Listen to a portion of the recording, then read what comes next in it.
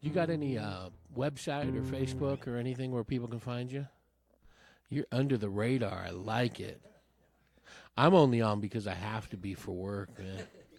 Play it. That's Micah Gean. Play something so they don't have to just hear my voice. It's annoying enough. Let's hopefully your guitar playing can temper that down a little bit, because you are listening to the Mile High Show, episode number 202. We are in the 200s already. Our fourth, moving into our fifth year of producing this show.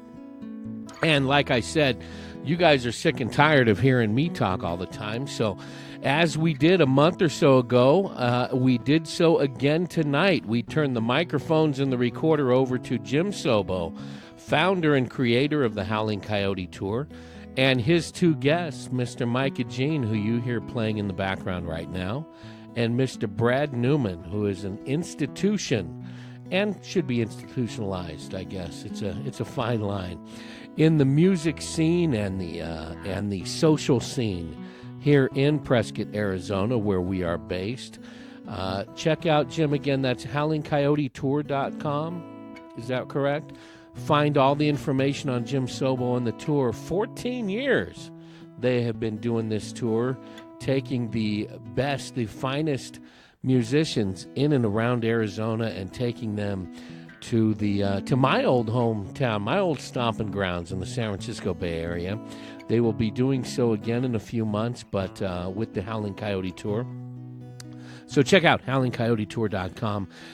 But in the meantime, to whet your appetite, what Jim is doing is monthly here in Prescott at Mark's Beer Garden. He is featuring some of those great musicians of past tours and future tours at Mark's Beer Garden every month. And the next one will be tomorrow night, March 1st, and that's what he's promoting now. It'll be Jim Sobo, Micah Gean, and Brad Newman. So that's what we have done. We've given the mics over. The first episode of Jim's addition to this podcast is available at milehighshow.com, where you can also find that Amazon link. So if you've got mic stands, mics, cords, guitars, tennis shoes, caps, dog food, whatever you need to get on Amazon, buy it by using that link at milehighshow.com. The traffic on that link has picked up recently. We thank you for that. You sign in like normal. You click that link. So bookmark it as your Amazon link. Bookmark milehighshow.com. Label it Amazon. Right there on your desktop, on the home screen of your phone, of your tablet, wherever. And when you go online to shop, use that, because what it does is it tells Amazon you got there through us. Doesn't cost you anything extra. You just shop away like normal, and then they give us a little taste. We get to wet our beak every month by getting a little piece of the action. And like I said, it has picked up. So if you are using that for your home-based business, your band, your event, your organization, shoot us an email. Use that contact page at milehighshow.com. Shoot us an email, and we'll give you a little plug on the show for your participation, your support, your sponsorship if you use that. If you use it for purchasing things for your business, for your office, for whatever you're doing, drop us a note and we will plug away your organization, business, or event or whatever. So thank you for using that. Continue to do so. Support the show. It helps me not having to go to your house and borrow money or try and sleep on your couch if I got a steady income coming in. What was I drinking there, Jim? That was Warsteiner German Pilsner and pizza and salad. I may never go home. I may never record in my garage again if I can be here at the Sobo residence. Oh, one other thing before we cut loose.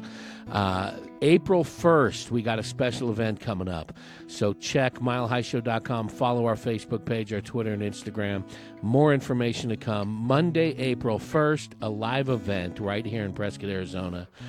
We want to see you there. Pack the place out. More info to come. Just mark it on your calendar. As soon as we have that information public, we'll dish it out to you.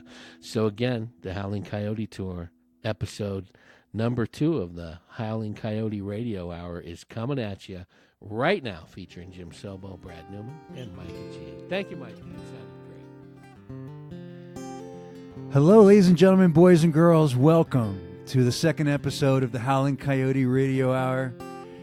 I am honored and privileged to have two great local performers.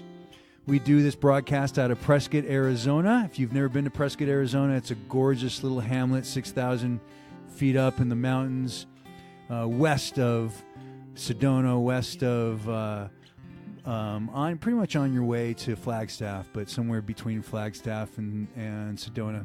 Gorgeous, gorgeous area. If you've never been here before, I do encourage you to come up and check it out. I think it's one of the best music scenes in the state, actually, and I've been throughout the state, and I have good reason to think so. So I've got two tremendous artists here tonight. Micah, please tell me the proper pronunciation of your last name. I don't want to screw that up. Micah Gean. Excellent. Ladies and gentlemen. It's not so hard. That's Mr. Micah. one vowel. Mr. Micah Gean. And Arizona treasure in so many different ways, Mr. Brad Newman is here. And we're going to hear a little bit of music. We're going to talk a little bit about music and just have a great time. So first off, let me tell you a little bit about the Howling Coyote Tour. What it is every single year for the last 13 years, I've been taking local singer-songwriters up to the San Francisco Bay Area to showcase them. And I was so amazed when I moved here about 20 years ago on what talent there was in this area and throughout the state that I needed to share that with my favorite musical community, which is the San Francisco Bay Area, and specifically north of the Bay. Great places to play up there. There's still newspapers that'll put some press in there for local artists. There's still great radio stations that will play local artists, and it still has that spirit that it did from back in the 60s. And so that's what the Howling Coyote Tour is. You can go to howlingcoyotetour.com and check that out. So what you're hearing right now behind me is Mr. Brad Newman. And so let's talk a little bit about Brad and talk to Brad. But first, I think it's important, let's just hear a song, because that's what this show is all about. So Brad, why don't you just play us whatever you'd like, sir?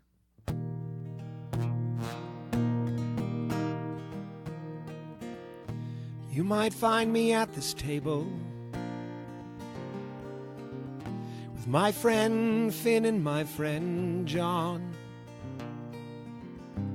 And old Murphy tells us stories of days long gone, long gone.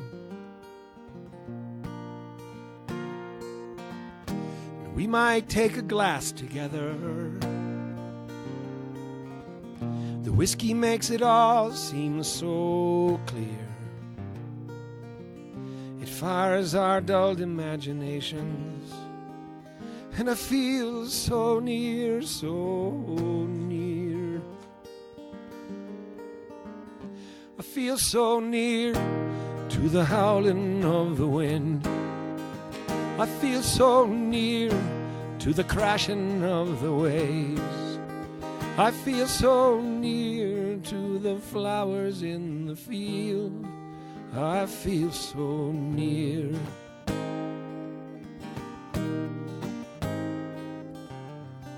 The old man looks across the island, says this place is running thin. There's too much distance now between us. We might all fall in, all fall in. No distance between the spirits of the living. No distance between the spirits of the dead. And as he looked across the island, he proudly said,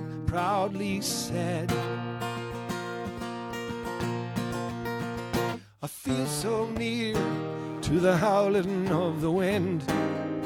I feel so near to the crashing of the waves.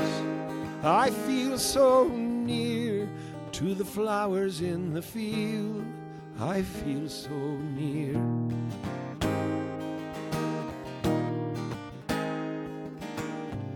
Now the distance seems to run before us. The journey is almost gone. And there's so much bitter. We might all be gone, all be gone. So we tie our hands together. We know that life brings us near. And as we gather on the headlands, the children hear,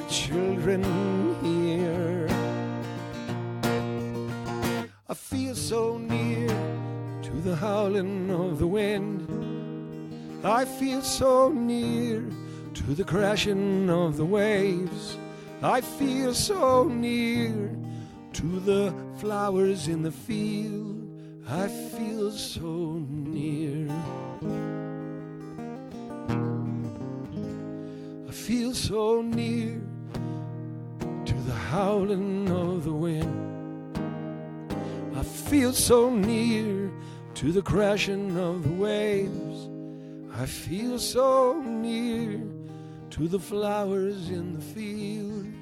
I feel so near. Ladies and gentlemen, that was Mr. Brad Newman. Let's talk to Mr. Brad Newman. Hi, Brad. Oh, my goodness. Hi, Jim. Great to see you. Am I seeing you on this podcast? No, I'm not seeing you, but I'm hearing you. And you are better heard than seen. And, thank you so much. Yeah, I have aren't we all? Face for radio. That's what I'm told all the time. So, was that a new song? Well, that's something from my expedition to Ireland after my run with the Howling Coyotes. Boy, did we have a ball. Yeah. And from there, I just pretty much bounced first to a little town called New York City and an event I played at a beautiful home in the Hamptons, a wedding party. And I had played for her wedding in a beautiful resort in southern Utah. And while I was in San Francisco with you, phone rings. And the old man says, you played for my wife, for the birthday party. Oh, yes, sir. It was wonderful. A beautiful resort and lovely group. What a great time. Well, we're having another party here at the house, and she wants you to play. And, well, that's terrific. Where's that? East Hampton, New York. Well, that's lovely. I'm currently in San Francisco playing some gigs, but I'm from Prescott, Arizona. And he goes, well, so what do you need? A plane from what, Phoenix or Tucson, or what's the deal? And I said, well, yeah. And I need a car, and I need this much money. And I said, for this much money, you can get the real Jackson Browne. You don't need to get the fake Jackson Browne. Well, he books me. We come to an agreement and play the wonderful birthday party, which is a beautiful home, and took the opportunity, being on that far across the planet, to take up an invitation from a lovely family who had been bugging me for a long time. You got to come over to Ireland. They'd love you. And all my people came from Ireland. My grandparents, all four of my grandparents, came from West Cork, Ireland. And these folks have a home in West Cork, Ireland. And they said, you got to come. They're going to love you. They love the cowboy music. They love the Western. They love your songs about the Grand Canyon, and they love it all. And so I did text them, and I go, is this a good time? And they booked me in 7 pubs in 9 days. Wow. And of course, the passport guy, have you ever been to Europe? I said, I've been to Rocky Point, Mexico. That's my. So I get over there, and I did. It was wonderful, and the people are just ridiculous, and they do love the American music. They do. And I got to stand on the southernmost edge of Ireland, which is there's a 700-foot cliff into the sea, and in fact, there's a great little fishing village, and the pubs, and every window had a Star Wars poster or a Star Wars memorabilia, the action fan. Yeah, exactly what I said. Yeah. So I asked my bartender, I said, darling, why do you have all the Star Wars material in this little village at the edge of nowhere? And she goes, well, look up on the wall here. And there's a framed letter, and a gilded framed letter from George Lucas thanking the people of Baltimore, as you hear about Baltimore, well, the original Baltimore is Ireland, and thanking them for their cooperation during the filming of the Star Wars. And she looks at me and she goes, you remember the last scene in Star Wars when she gives the lightsaber to Luke on the island? I said, well, of course. And she points out in the bay and says, that's the island. And she goes, don't say anything, but that's the first scene in the next movie. So standing there in the crashing of the waves and the howling of the wind and the wildflowers and never stop. And I'm there in the August of the year, and I never had rain. So that little tune. And then, of course, there was these school kids, and they're all in uniform because everybody goes to Catholic school. And the kids are in uniform, and I'm seeing them get off the bus, and they're kind of marching into the home. And so, hence the song. So one of those things that kind of happens by itself. Did you write it when you were there? I wrote it on the plane on the way home with the help of the guy sitting next to me. That's fantastic. Yeah. Anyway, and found the chords for it later and all that. Yeah, wow. Anyway. So just so we can back up a little bit here, you are listening to Brad Newman. Brad Newman, gosh, Brad, I don't want to put a number on it, but you've been playing around here for a little while. Since I was a college kid at Yavapai College, the year the college campus opened. I used to play the Pizza Hut on Gurley Street, when now it's I think a car sales place, and and me and my buddy Clay would show up literally at the girls' dorm, and we'd just come in and move our equipment in, and the what's going on here? No, we were hired by the student council. We were supposed to play, and by the time the cops came, we'd already had 40, 50 girls, down there in their little 90s, and we were singing in the little fireplace in Manzanita Hall at Yavapai College, and all around, and sure, and Mingus Mountain, a lot of time around the old campfire on Mingus Mountain for a couple of thousand kids who had come to our ranch for environmental camp or Camp Easter Seal or computer camp, and I get all these guys that come to a show now, and they have their wives and their kids, and they'll say, play that song about Geronimo, because I heard you play that when I was in camp, when I was in 5th grade. I go, I don't want to hear that, but yeah. Unbelievable.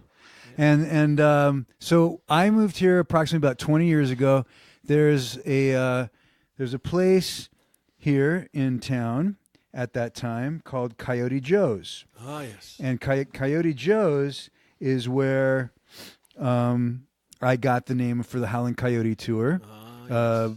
Howling Coyotes being original singer-songwriters from Coyote Joe's that I used to see on the beautiful stage loved it, man. Dave Whitley helped build, and I'm sure there was a stage there before Dave's stage. Well, before there was a stage, we were just on the flagstone. Yeah. And I played there on the 4th of July in 1976. If you couldn't be in Philadelphia, you'd be in Prescott, Arizona for the bicentennial, and I played that stage with a band called Bodacious. Bodacious. You ever hear of them? No. Oh, jeez. We were. Anyway, you want to hear one from that night? Yeah, absolutely. From that night. Yes, okay? Please. All right, and I'll just give you the shortened version because you all know this one, but got to play this with a great band on bicentennial night in Prescott, Arizona, in the backyard. It was then called Canarios, and the stage hadn't been built.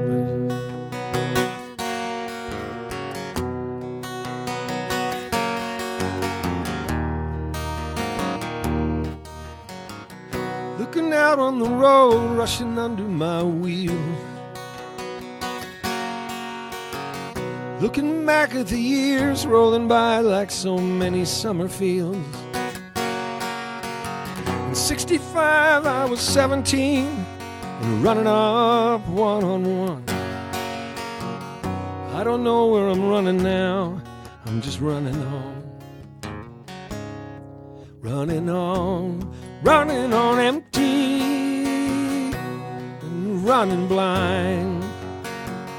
Running into the sun and I'm running behind. Honey, you really tempt me.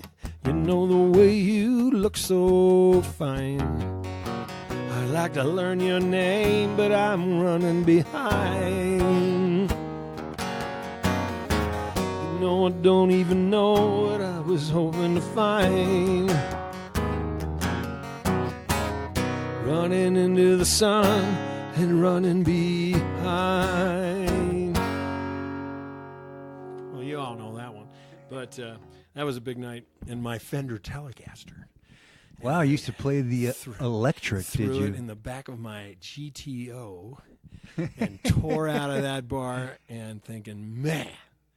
And tore out of that bar and was on Iron Springs Road, and the Chevy truck pulls up, And he's like, next to me and my GTO. And I go, yeah, man, let's go. And the light there at Ponderosa Mall. And the sheriff told me I was doing 104 through that intersection, but he only wrote me up for 90 because it was the sheriff's truck. I'm drag racing the sheriff. And 4th of July on. But here we are laughing before we went on air. He wrote me a ticket for 90. No, come on now. Be careful, Brad. Get yourself home. All right. Those were the days, huh? Those were the days. Yeah. They just... You know, I say it on stage all the time. There wasn't long ago when we used to have fun in Prescott. Right. It used to be kind of fun. Yeah. Now, oh, my God. Yeah. Anyway. Yeah. So amazing. And so when the first time I saw you now we're going 20 years from that time, which was 20 years ago for me, was at Joe's, and you were a staple there for many, many years, as you've been a staple everywhere. So music, now let's take it way back. Okay. Let's take it way back.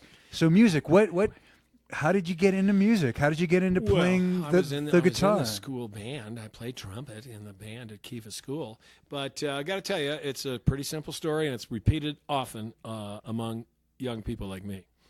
But we knew, although we never heard them, the buzz in 6th grade was, you got to see the Ed Sullivan Show this Sunday. Oh, my God. The Beatles are on Ed Sullivan this Sunday. The What, the Who, and I'm a cowboy, and no kidding, in Pima Reservation, border. Anyway, oh, really? And so I'm one of 8 kids, and so the 8 of us are piled on the top of each other in my parents' bedroom to watch the Ed Sullivan Show, and the Beatles came on Ed Sullivan, and let's all remember the night we saw the Beatles on Ed Sullivan. And if you haven't seen them, Micah, you need to YouTube the Beatles' first performance on Ed Sullivan, because among other things, the Beatles were really good. They were a very, very polished musicians, and their live musicianship was unparalleled. And as a human unit, your ear had never heard those chords. And this is one of the things that just you couldn't get away from that sound, because you never heard that chord that John and Paul pretty much created, And anyway, saw the Beatles on Sunday night. Oh, my God. Bought a guitar from my barber on Thursday. I was in a band on Saturday. And about a week or two, it was soon. It was the February when the Beatles were ending. So right soon, have the big meeting. And I'm told you, I'm one of 8 kids. So imagine the dining room table. Looks like the boardroom, at Amazon or something. The big meeting with mom and dad. Because I'm going to be in a band, but they're high school kids. And not only were they high school kids, they were in public school. Ooh. So they have the big meeting. We're going to let you be in this band. You got to keep your grades up. We all had our chore chart. You had to keep your household chores up. And I was a cowboy, and I had a horse of my own. I had taken care of other people's horses and cattle. You got to keep all your stuff up, and we'll let you stay in this band. And I remember my dear mother sitting in her chair and saying, "This is a fad. This will be over by summer." And, of course, the Beatles made more money last year than they did in 1964, and Paul's still on tour, and I'm still playing. My brother Jimmy is a professional musician. Paul's last album I really enjoyed. Terrific. Yeah, Egypt and Station, my brother Jimmy's a professional musician in Scottsdale. My son Ethan is a professional musician, considered the most sought-after bass player in Arizona, recording and touring and performing tonight and most every night in the Valley or somewhere neat. So, no, Mom, it wasn't a fad, and it didn't go away.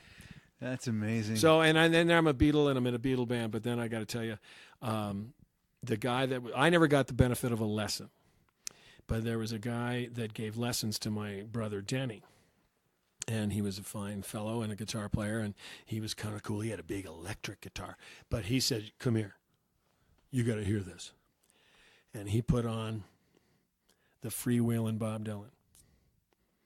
So, and that was pretty much the separation. That was the separation. That was the end of the electric guitar. I got to get an acoustic guitar with S&H green stamps, and now I'm playing at. It's still out there. It's a coffee shop in Scottsdale, and it was kind of the folk scene, and I'm like 15, but I'm getting the gig with some friends, and we were mostly blues. And I learned a lesson then, Jim, and all you listeners, and Micah, listen up. So there I am coming into this joint. I wish I could remember the Poor name. Micah. There's Blue Goat, the Blue Goat. It's still down there. Line going in. And I'm setting up, and you have more equipment in your living room than we had in those days, But I'm setting up, and there's the proprietor, and I said, thank you so much for letting us be here today, and thanks for letting us play. And we're going to organize draft resistance, and we're going to get a group together so we can go to march down, and we're going to stop the war. And the guy goes, look, Brad, you're here for one reason, to sell hamburgers. If you're not selling more hamburgers, then you're not here. Are we clear? And I'd like to bring that to Cotty Joe's and Brick and Bones and to Rafter 11 and wherever I am. I know that our role is to support the institution, to support the bartenders, and don't tip me if you're not getting. Don't take your tip for the bartender and tip me. No, tip your waitress and your bartender and your waiter, and something later for the musician, and support the institution we're in. I know how that works, and that's okay with me too. Yeah, and that's where a song that I can't possibly remember right now. Tip your waitress, Tip that waitress. She's been waiting on you. Don't put a quarter down, put on a 5 or 2. Tip that waitress. Her brother's on crack, her dad was a nom. She's still working tables, but not for long. Tip that waitress. She's really a nursing student, Anyway, so he's gone now. That's all I drove Jim right out of the room, and he's the host of the show. That's a bad sign. All right, so okay, so yeah, Bob Dylan definitely. Yeah. And so one of the concepts of the Howling Coyote Tour, per Bob Dylan, I would probably say, was one man or one person, one musician, one voice, one instrument. And my thing is, if one paycheck split by 3 guys, you'll find out. You'll find out. Is if you can pull that off, right?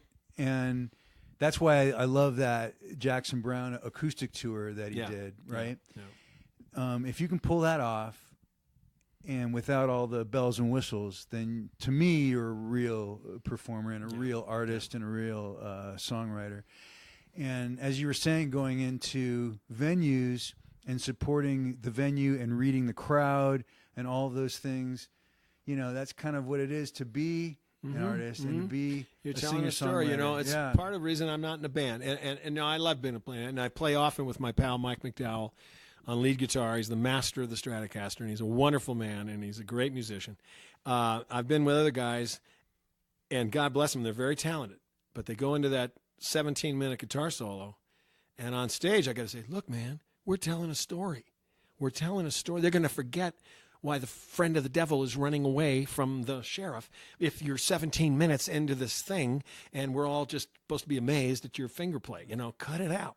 I had a very high compliment, if I may, a couple of months ago. I played the Palace. It's great to be back at the Palace, in Prescott, Arizona, right in the dead center of Whiskey Row. And the thing was 60s, singer-songwriters of the 70s. Sorry. Singer-songwriters of the 70s. So I did a night of Gordon Lightfoot, James Taylor, Jackson Browne, of course, Bob Dylan. And it was a lot of fun. And I told little stories, and we all know stories, and I've heard stories. And I will say, Jackson Browne told me that whole song didn't happen in Winslow. It actually happened in Flagstaff. He told me it happened in Flagstaff, but he liked the sound of the word Winslow. So he wrote it about Winslow, but he told me it actually happened in Flagstaff, and people look at me like, you're looking at me. And I said, yeah, he told me that. He told about 7,000 people at the same time, but he was looking at me. Yeah. Anyway, that was just, and then James Taylor, of course, Sweet Baby James was for his nephew that was named after him, and he's coming to see him for the first time, and it kind of, it's all little stories about how the songs came to be. But I was leaving the gig, and it was a great gig, sold out and everything. And a gentleman walked up, and a lot of people stop by, and they say hi and thanks. And this guy shakes my hand and says, I've never seen anybody connect with an audience like you. And I said, well, thank you very much. I said, tell the boss. Yeah. And he says, I am the boss. He's the guy that just bought the palace. So anyway. Yeah. Anyway. Yeah. And that's that's what and it's that's all it's that special moment. I'm sure that as singer-songwriters and musicians, that's what we strive for. That's you know? what we're there for. You know, again, my son. For me personally, anyway. Yeah. You know, it's like if they don't see me smile and they don't feel my energy out there, and they don't feel that I'm telling something that they can relate to. Right. And even us guys that are covering people. Right. But you make it yours. Yeah. And the point of that song, like a poem, is touch everybody, you know, and we can cover it and yet make it our own. Yeah. You know, my son, you know, most sought after bass player in Arizona, but many times. But he's also a great. Oh, he's a tremendous musician, and he connects with his audience. I don't care. You know, we had a light night, and I'm playing for the busboys, but they were liking it. And at Coyote Joe's, and you know Brad's music menu. I put the Brad's music menu. I got a 2-page, both sides of the page list of songs I put on tables when I go to place, and it's fun because it says music menu, entrees. You know, Jackson Browne, Bob Dylan, you know, and salads, you know, and the waitresses sometimes go, people ask me, they want the Bob Dylan dessert. No, that's just the song titles. But, and it says, you deserve a brick today, and write a request on a napkin and send it up. And after the break, usually I get a stack of napkins. And then I start playing. And a buddy of mine once said, do you ever even look at those requests? You know, do you ever play the requests? I say, sure I do. But it takes me an hour and a half to say what I came down here to say.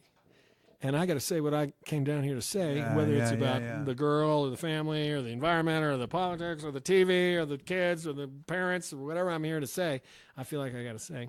Can I say something about my nephew's wedding? Yes, please. Okay. He got married, and it was a beautiful event, and Shani asked me, she was so sweet, she was so hungover, and she said, we were up at Lake Powell.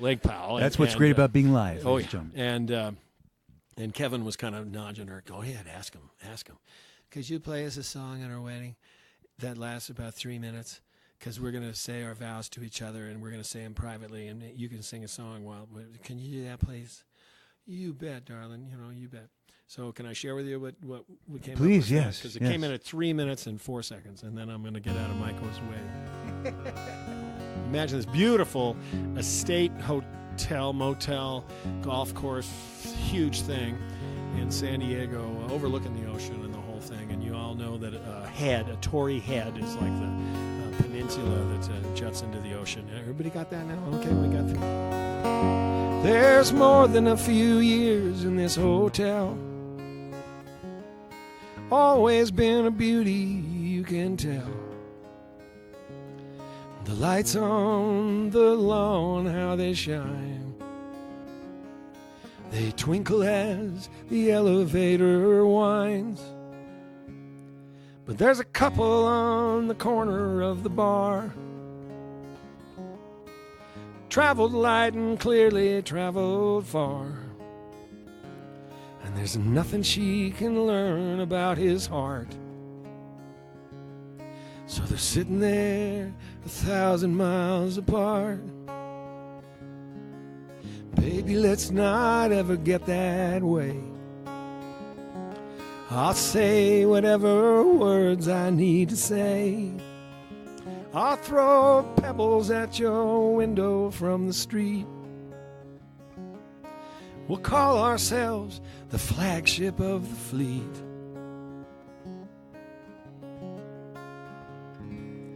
There's a lady shining shoots up by the door. Cowboy boots are $7 more. And I remember how you loved to see them shine. So I run upstairs and get a pair of mine. And there's a painting on the wall above the bed. Watercolor skies and Torrey Head. And I see you in that summer when we met. the boy you left in tears in his Corvette. Baby, let's not ever get that way. Cancel all the plans I ever made, and I'll drive you to the ocean in the street, and we'll call ourselves the flagship of the fleet.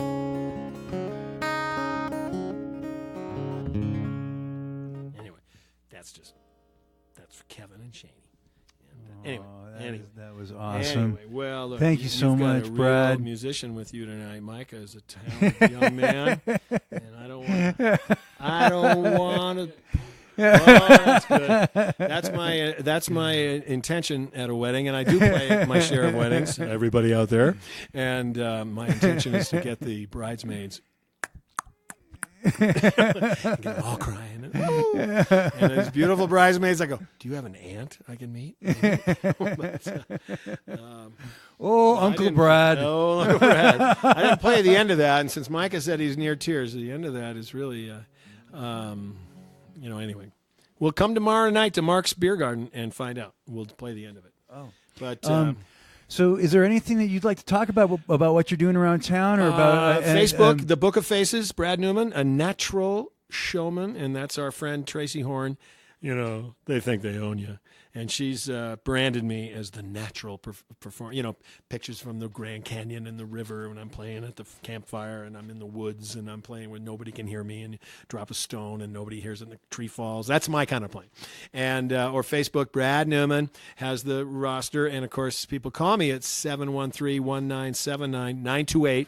713-1979 in a topical and humorous phone message that has my current listings there. I'm often at Rafter 11 out in Prescott Valley in the Entertainment District. Great venue, beautiful place, lovely staff, fabulous goodies, to eat, and wines, of course, and all that stuff.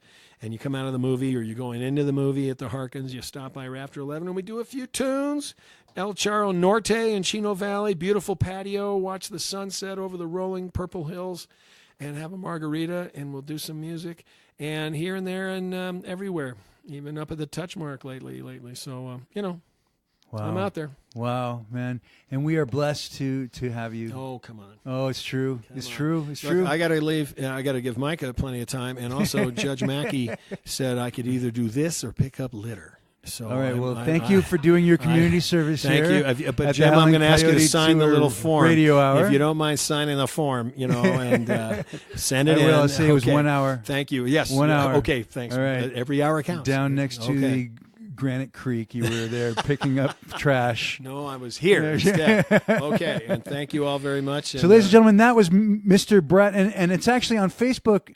It's facebook.com/ or / Bradley J. Newman. No. It's Brad Newman, a natural performer. Okay. Yeah. No. Bradley J. Newman is me. Okay. But that's another life. That's another life. That's the other Brad, and the world's There's collide. There's a loser out there with the same name out there, of him, and he's out there running up this tab and running off these women, and it's I don't know how this happens, but okay. But yes, if you want to see Brad Newman tomorrow night, it's going to be at Mark's Beer Garden with myself and Micah Gean at Mark's Beer Garden from 6 to 9 p.m. Tomorrow is March 1st, and what a beautiful, beautiful March. Oh, way to start. I know. Like we just had like a lamb coming in like a lamb. I know. We just had. Give us only like half a week ago, and I was shoveling about 1,000 pounds of snow. Oh yeah, no, it was incredible. Yeah, but, that's another. Yeah, thing. So it's going to be a great, great night, and I'm honored and privileged to be playing with both of these great guys. You want to pad me out of here, and okay, everybody. All right. See you. Thank you, Brad. See you downriver. All right, so come check out Brad. All right, so very quickly before we move on to another fresh artist and some music and some integrated talk and some inspired talk. Easy now. Sorry, that's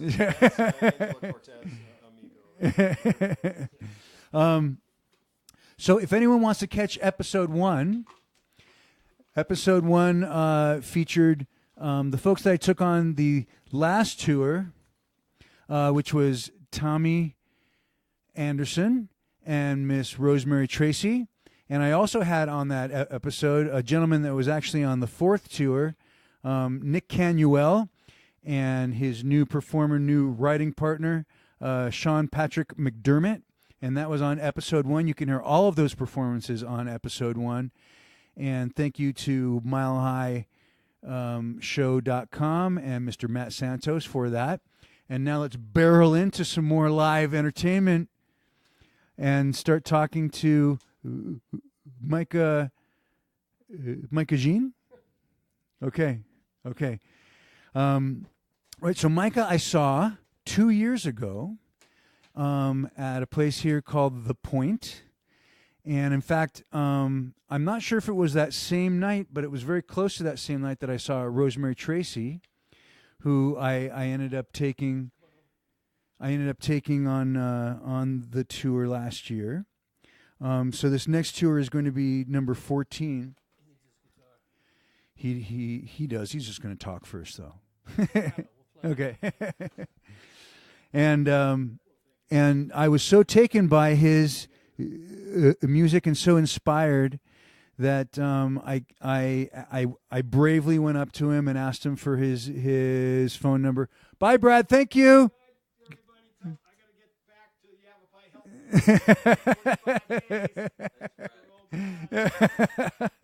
Say hi to Sheriff Joe for me.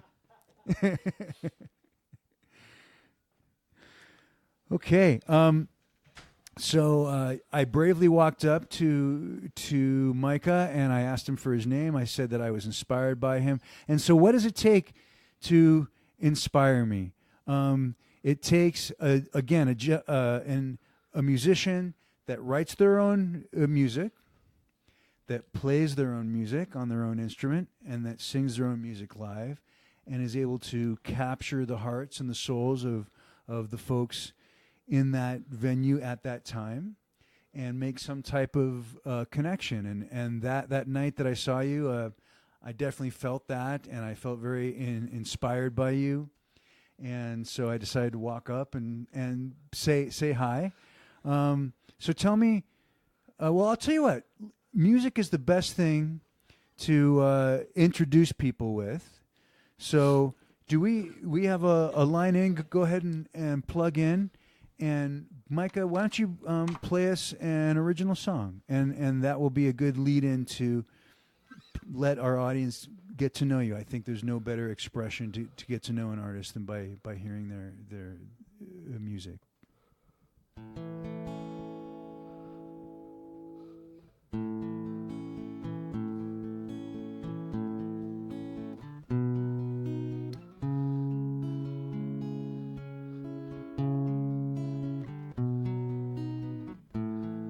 When the heart sings, there's no way of knowing.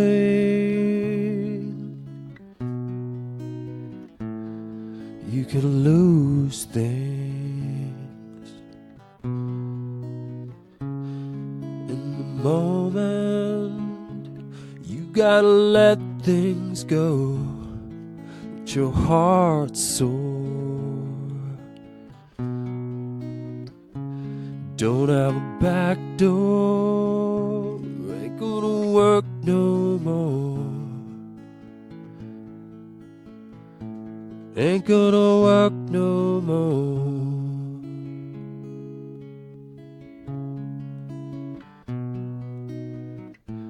But if you go all in, you see what'll happen. You won't be wondering, you won't be wondering, no.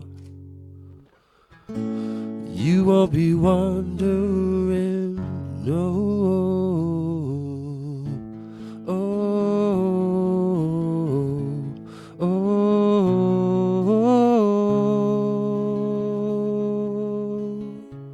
you won't be wondering. You won't be wondering when heart is flying, you ain't afraid of dying. Only coming down when you see bad weather. You can lose your tether. A simple comfort comes when you can see the ground. But if you go all in, you'll see what'll happen. You won't be wondering. You won't be wondering, no. You won't be wondering, no. Oh, oh, oh, oh. You won't be wondering, oh, oh,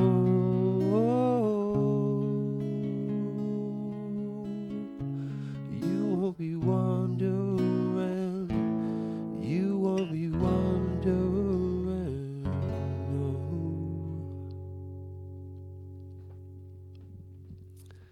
That was excellent. Thank you, sir. Thank you. And Micah's very, very brave, because last time I actually saw Micah was that night when I approached him and asked him for his phone number. Knows nothing about me. I could be a serial killer. Just saying, come on over to a podcast. It's a good thing you have a friendly face, Jim. Yeah. So and not only that, but to have to like stand before Brad and get that energy thrown in your face is not an easy thing either.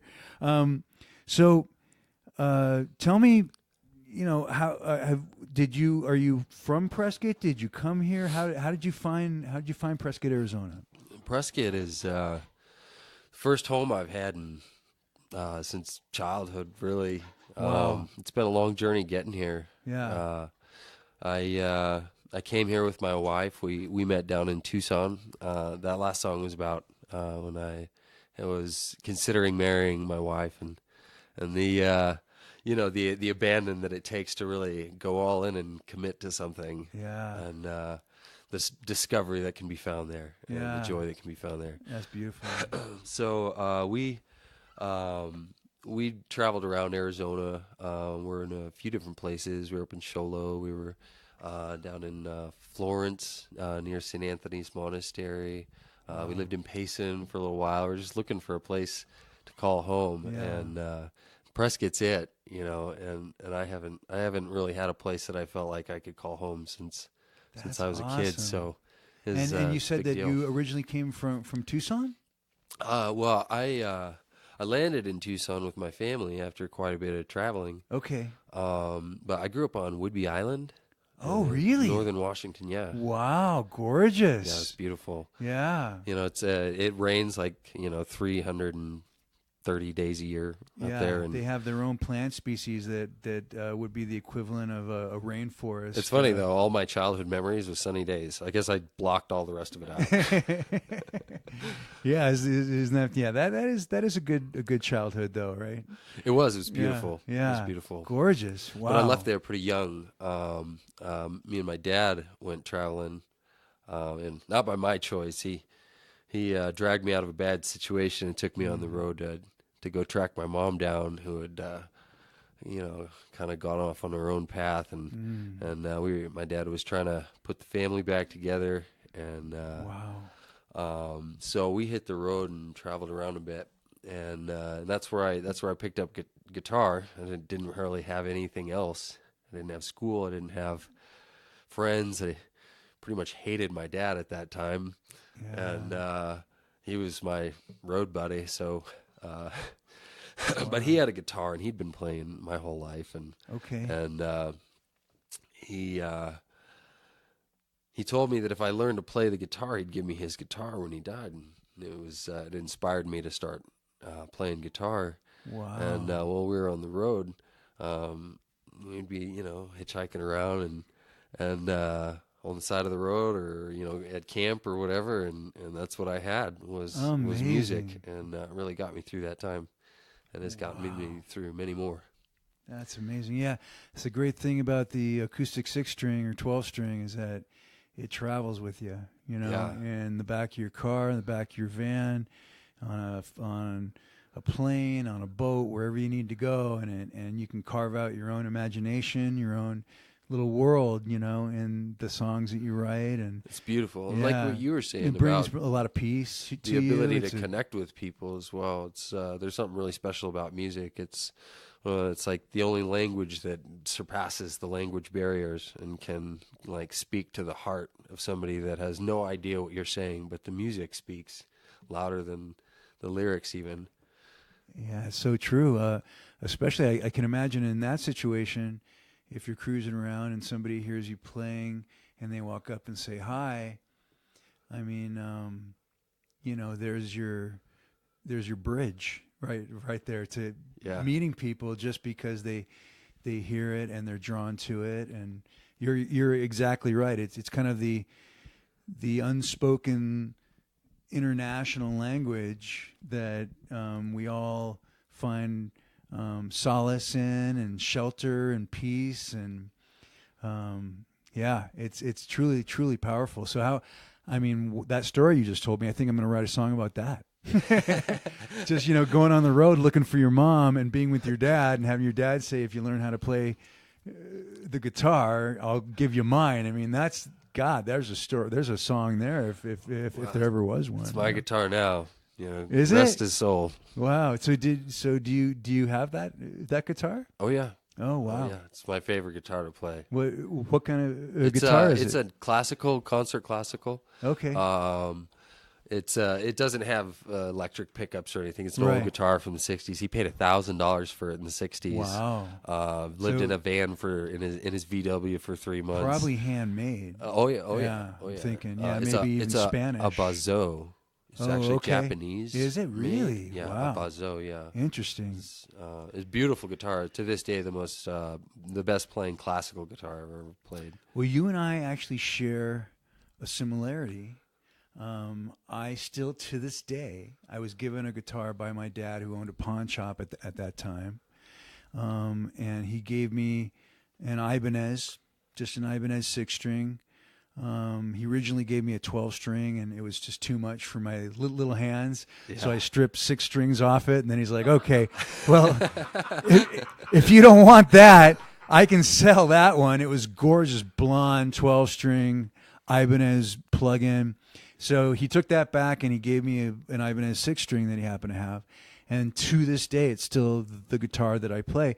And it's Korean made. There's nothing really special about it, other than it's probably 50 years old at this point. I guess they just made things maybe a little bit better back then. I don't know, but it's the only guitar that represents me.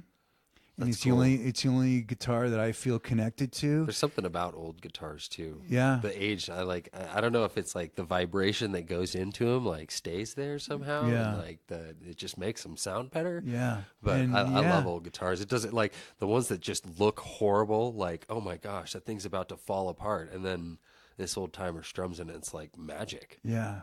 Yeah, no, it's true. It's true. They take on a life of their own, and they take on a character of their own and a sound of their own. I agree. It's wood. It's a living thing to a certain extent. Yeah. So yeah, I mean, I've known people that have had Martins over the years, and it really bugs me when I see really crappy players playing really nice guitars. Yeah. But that's our bridge to each other, is that we both have guitars that were gifted to us by our dads, and that's a beautiful connection, a beautiful story. Thank you so much for sharing that with me. Absolutely. Yeah. So when did you start to chip away at your own songwriting and find your own voice too? I can say that I struggled with my voice when I was in my 20s and even early 30s. I was in a band and I was trying to be a rock singer. I was trying to find my voice, and it turns out, I was just really an acoustic singer-songwriter. So when did you find all those things, your true voice and your the well that you draw your song craft from? I started playing when I was 13, and I was probably 18 or 19 when I really started writing. So I played for a good bit, just working on Travis picking that my dad taught me. And it really wasn't until later that I really even ventured into the singer-songwriter arena, I guess. Yeah, no, I mean, I don't know about the rest of you, but guys in their 20s, we're lost. Complete dweebs. We're just trying to figure it out. Absolutely trying to figure it out. Yeah. So yeah. And I was trying to stay sober at the time. Yeah. At 17, I decided to really dedicate to being sober. Okay. And so music was definitely a place I could go, to get away from everything else. Yeah. And have something positive to pour myself into. Wow. And as far as finding my voice, I think I'm still trying to find my voice. Yeah. I sing differently in a lot of my songs. And Yeah. like my voice sounds very different depending on the song. Yeah. I have a few rough. that sound rock-ish as I can make it. Yeah. A few that I sound as country-ish as I can make it. Right. I really, it's about the music. Really, I really don't start writing anything, the lyrics or the melodies or any of that until a feeling from the piece of music captivates me and inspires me in some way. Otherwise, it's harder for me to like have a song and then try and find the music that best complements the story I'm telling. It's easier to like have the music inspire the story out of me, I guess. Yeah. Yeah. Songwriting it's a strange thing to figure out. Whether, you play the music first and the chords first, and you try to put a melody over the top of that, or you're just driving down the road and a melody comes into your head and you're like, oh, wow, that's a great melody. And then you try to play that on the guitar and you're like, wow, this is going to be a lot harder than I thought it was going to be. Various people have various ways of song crafting, and the way I like to do it is not always the way it happens. Right. Sometimes it's just like something else happens, and the lyrics of something just come to me, and I'm forced to I have to somehow find the music that tells this story. Yeah, and it makes you a better musician sometimes when you hear the melody and then try to find the chords to match the melody, because it's not something that would just naturally pop out. It's something you have to really work at, Right. And right. You have to figure out what the heck is how can I pull this sound out of my guitar, right? And songwriting is absolutely an experience of growth. It's always stretching you. You always have to be able to rise to the challenge of somehow being able to captivate that emotion that you're trying to share with people, and somehow put it in a bottle and be able to like say here, this is what it feels like, to be where I'm at, and to be able to connect with that in that way with people. It's special. It doesn't always happen, but when it does, it's special. Well, let's pull out one of your faves. Well, I really enjoyed hearing Brad. His tunes, like you were saying, like the folks up over in Ireland, really appreciate those cowboy tunes. There's something about those old cowboy tunes I really enjoyed too, and I really enjoyed hearing him play. And the fact that he actually got to grow up a cowboy made me think of this song. It's one of my more recent songs. I hope you enjoy it.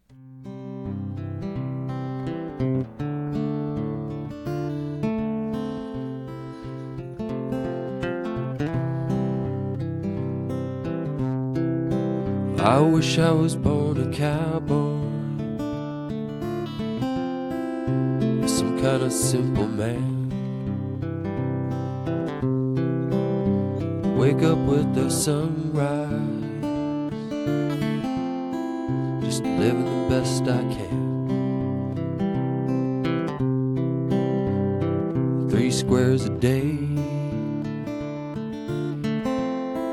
like Mama used to make. My own farm, a bit of beef to care for. sun up, a few mules to break. Come home, good woman to hug me. Sundown, bit of love to make.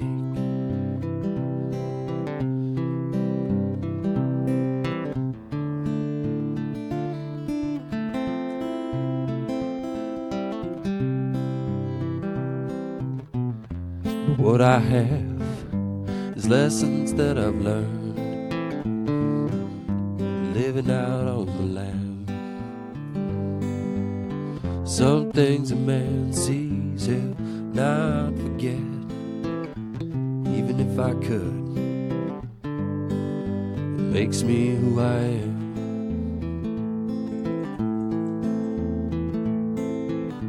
Lord knows life's about living. Learned you can't trust your fate. Thank God it's not about what we're given. Life's about what we make. So no matter what the road brings, I can put it in a song. Each life is its own song to sing.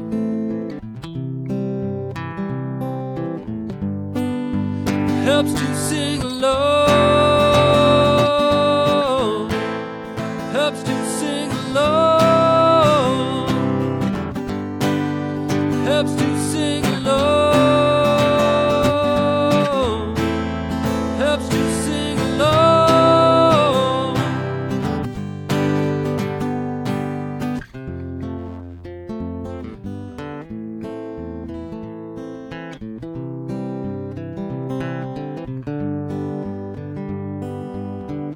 So no matter what the road brings,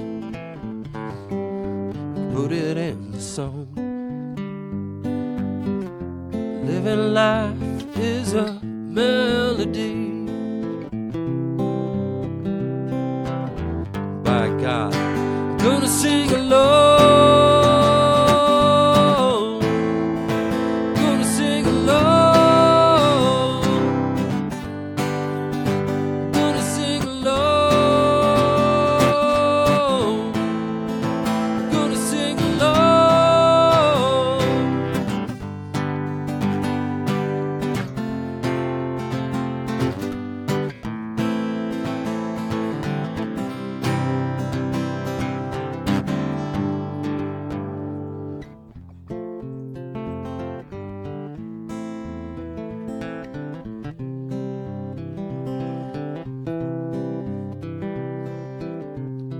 I still wish I was born a cowboy,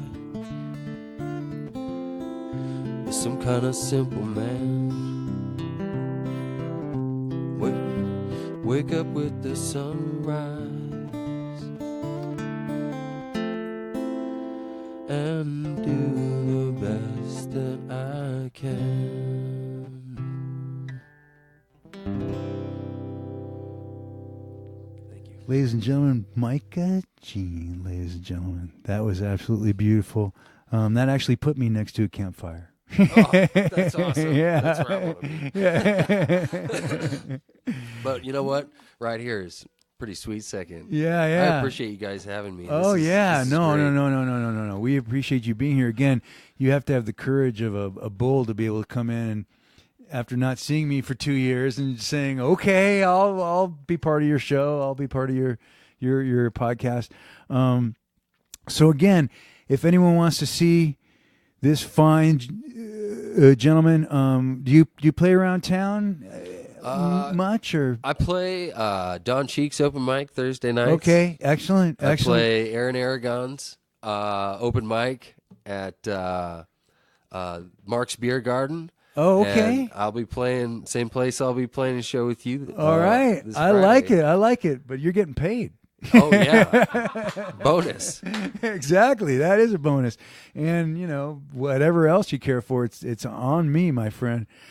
So yes, definitely come down, check this fine gentlemen out and Mr. Brad Newman tomorrow night at Mark's Beer Garden from 6 to 9 p.m. here in lovely Prescott, Arizona.